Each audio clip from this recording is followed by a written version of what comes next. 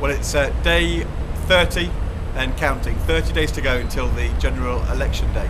The Prime Minister today has been to the Palace to see the Queen. I've been to the Cabinet this morning, the last meeting of the Cabinet before the general election, and now there's 30 days of campaigning before polling day. It's always really important to remember that despite all the leaflets and ministerial visits and modern internet campaigns, all the posters you see around the constituency, only one thing which matters in general elections in our country is the votes which are cast on polling day, in the ballot box and by postal votes as well. That's what decides who runs our country, that's what decides who is the government, that's what decides who are the MPs who come down here to Westminster to be members of Parliament.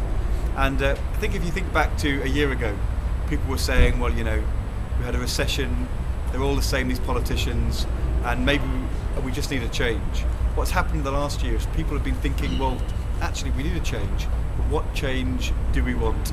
And the reason why the opinion polls have been narrowing is because people are saying, well, look, there is a big choice between the Conservatives and the Labour Party as we go into this general election, and it's a choice which will decide the next few years for our country, in our constituency in Morley and Outwood, and also right across Britain. The choices are, do we cut spending now to get the deficit down, even if that means putting jobs and our recovery at risk? I say no.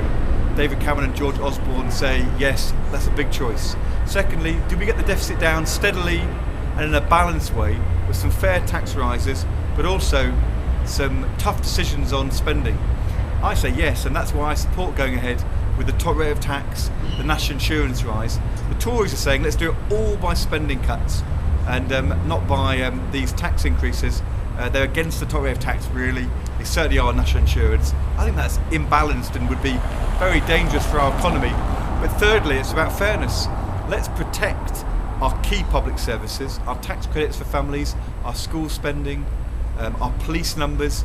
It wouldn't be fair to hit families hard to reduce the deficit, while at the same time spending billions of pounds cutting inheritance tax for millionaires. That is the election choice. I think we should reduce the deficit, but get growth, do it in a balanced way, do it in a fair way.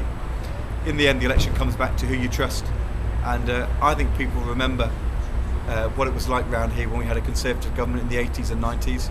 They remember the high unemployment, they remember the long recession, they remember the rising child poverty, they remember the pensions and child benefit frozen. They also know that in the last 10 years, record investment in our schools, the new Pinderfields Hospital, new children's centres, rising child benefit, and we'll relink the pension to earnings as well as the winter fuel allowance as well. The question is, who do you trust to do the right thing to support local families, local businesses in our constituency and right across the country? And I'm going to be working hard, be doing films like this every day, travelling around the country, but also talking to voters in our constituency every day, because it's the most important general election in this generation.